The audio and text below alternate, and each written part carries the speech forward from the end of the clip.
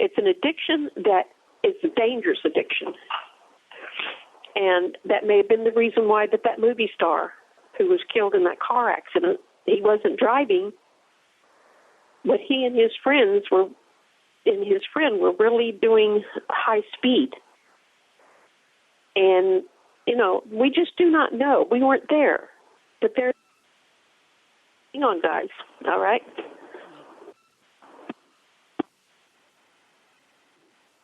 Pardon me?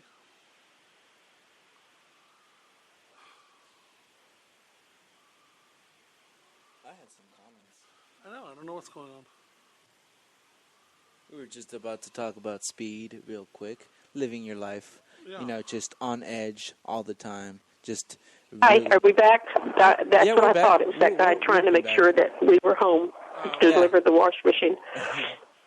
Okay, I'm back, and we'll get back more into this. Are y'all still there? Yes. I was just reconnecting. Okay, good. So what do you think about what I've been saying now about slow... about what? And the subconscious desire to kill ourselves. I'm sorry. Can you repeat that one more time, because a part of that speech had just. Okay. Do you feel that what I'm saying about a slow suicide and the subconscious desire, not the willing desire, but the subconscious desire to kill ourselves, that there's any truth to what I'm saying here? Yes. Very, very much so. Yes. I have a lot to actually say about this. Okay, go ahead. Well, I mean, I don't mean to say like a lot, but I feel very heavy on the subject, because I feel that as a society, as a culture, in this country, we've done a lot of little small mistakes that have led into what I can consider like a collective suicide. We are at a very, very self-destructive. We have a lot of self-destructive habits that are such, big issues now. But I think the biggest, self-destructive habit that we have is this constant lying to ourselves. This big mask of illusion that we constantly try to, keep on having. And so I think honestly, prayer is one of the best answers to do in a time where you feel, pressured, and not just pressured, but also like, you're not able to continue. Prayer is a very, very good manner, because it okay, you're breaking up to where I can't understand every other word. Can you try to get closer to the mic or something? No, I am very, very close to the mic. I think it might be due to the connection, because the thing is, I wasn't hearing a lot of, not a lot, but like there were some words that were skipping out on your end as well. But what I meant to like bring up as a point is that I feel exactly what you're saying when you say living your life, on high speed. It's just we're disconnected, and that right there is a big lie, and living that lie is a very unfortunate suicidal tendency that is becoming much more apparent. I like what you said there about living the lie, because when I agree wholeheartedly with you, that's a big, big problem. And because one of the things that I wrote down last week was that each person needs to ask himself, what makes me a great person of worth? Sure. And what makes me valuable to society? What is my gift? That's the lie part coming in. Too many people are listening to the lie that the world is giving them about what makes a person of worth, what makes you valuable to society. The society and the world gives you one picture of, this is what you need to be, but that's not what makes you valuable, like what the world is saying. You understand what I'm saying there? Am I coming clear? I really, really understand. It's clear as day, as you could say.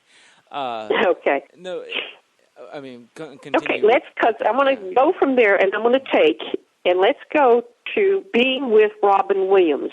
Yes. At the time that he was facing this decision and this choice. I understand that he had the beginning telltale signs of Parkinson's, and he knew what Parkinson's would do to his ability to be Robin Williams, the comic, the person who's talking very fast and making all these different sounds and imitations of different sounds and different characters and things. He knew that Parkinson's would take this all away from him. And he was facing that. And he was also maybe facing the fact that instead of being thought of as being the funny man, he may have been made fun of, pitied even. And Robin would not want to be pitied, that's for sure. Almost like he would not silly. want for people to look upon him as some sort of, well, he even probably made fun of this type of person to begin with in the past, and he may have remembered that. You know, even my husband the other day, you know, the dork, the person who can't talk very good and so forth and so on, or walk very good. And so think about that. Give me some thoughts on that. Well, yeah. You know, I do feel that you know, for you know, a lot of reasons, he's celebrated as, you know, a true comedic genius. You know, but I also feel that, you know, maybe in the recent, you know, years, you know, there have been parodies and caricatures of portraying him as, you know, sort of like a silly man, you know. But Yeah. I mean, that apart is just like the world's sort of like, you know, perspective. Well, it's not even like the world's perspective. It's just like one or two people in the world, or, you know, etc. It's just ideas. But what I mean to say is that you know, it's also, you know, his self-value and whatnot. I feel that if he could see past his humor to realize that he did much more than just humor. I feel like his messages were really just profound. I really love comedy. I mean, like, comedy is one of my most favorite things, and one of the things I really love about comedy is how profound it can be. In a good joke, you know, you could just find so many things. Much like a good song, you can find so many different meanings. And so, Right. with Robin Williams, like, his jokes, I'm still remembering a good bunch of them from, you know, some of the comedy specials that I've seen him perform in, and it's really interesting. I feel very, very sad. Saddened to hear about, you know, the loss of this great man, but then I also want to celebrate it too, because it's not something that, you know, we should always, you know, just portray as something very mournful. You know, after all, he did make a lot of people happy, and you know, for him to been happy himself. So we need to think about the whole picture of, just as we have to, as a Christian, I have to ask myself, who is it that killed or crucified Christ? Who killed Robin or led him to the point of deciding that maybe it's best if I just peacefully go out? You know, he made a movie called, I think it was Bicentennial Man, where he actually did this scene at the end where he took his life because, remember that one, anybody? Or the Bionic Man? I didn't get to catch that movie, no. Okay.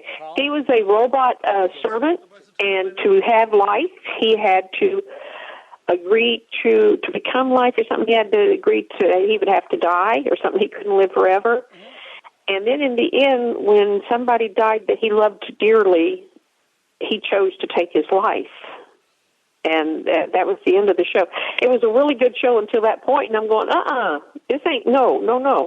We can't have this, that it's okay to do this, and that's what he's looking like. In the movie, they were portraying it's okay to do this, something like euthanasia.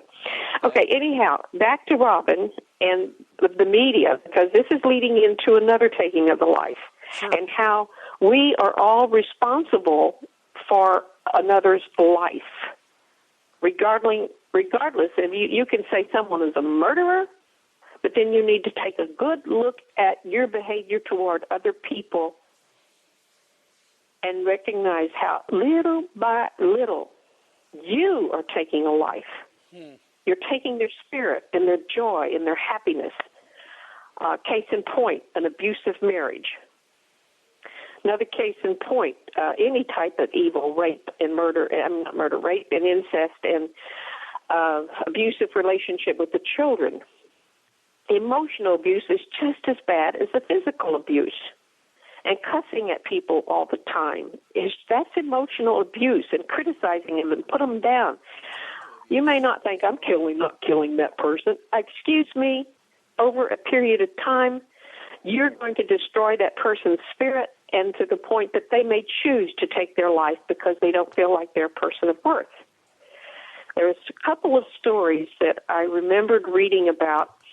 One was so awesome. It was about a young man and graduating from high school, and he was a valedictorian, and we may have shared this story before, but he was saying how he could not be there up there on that stage giving this speech today if it wasn't for this awesome, wonderful friend of his. And then he says, my friend doesn't even know this story. He said, but I was walking home one day, loaded down with all of my books, planning to go home and planning to kill myself. The friend remembers the story as his guys walking in front of him with all this huge amount of books, and he says, I'm thinking, boy, is he ever going to do a lot of homework? Well, he accidentally drops all of them on the ground, and the person comes and helps him and picks them up and helps them get them all loaded up, found out that they live very close to each other. He says, well, here, let me help you carry this, and I'll help you take them home. And they started walking and talking and started to become the very best of friends. The next day he sees him again carrying all these books back to school. And he said, boy, you must have did a lot of studying last night. Let me help you carry these books back to school. Because of that encounter, that young man chose to live. Because of one person making a difference by being a friend. That's horrible. 1, 2, 3. You can count on me. Yeah. Yeah. And there was another story about a teacher who gave each one of his class students, little red ribbons or red hearts, I forget what it is, but red ribbons, I think.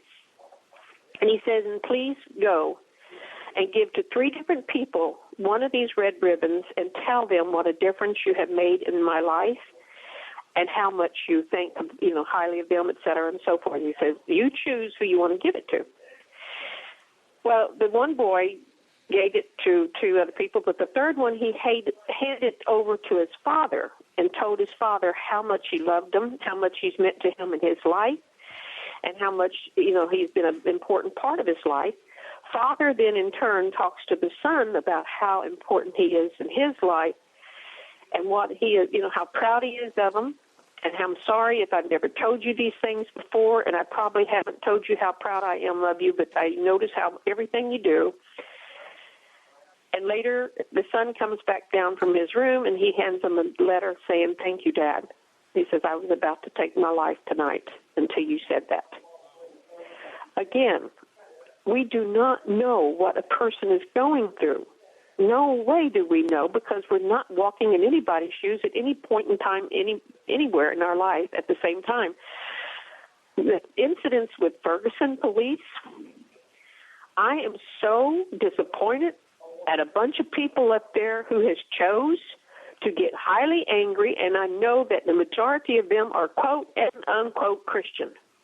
And I just feel like, and I did write a rant about it on Facebook and emailed it out too. I just felt, people, this is not the way we're supposed to act, so stop it already. And I know they're angry. I know they're frustrated, and I know how that feeling is because God's allowed me to feel it in the last 2 weeks. Believe me, He has. It's not been fun. And, it's like I told my husband a while ago, rioting is not the answer. In our married life, him and I have rioted many times. We have gotten very angry with each other, and it does no good whatsoever. When you're angry, nobody hears what you're saying, do they? No, not at all. Do you hear what somebody's saying when they're shouting at you? No, you're always thinking of what you want to fire back at them, not more than absorbing what they have to say. Exactly. But could I still say something about Robin before we switch to Ferguson? unless you're going back to Robert. The one thing that I thought was really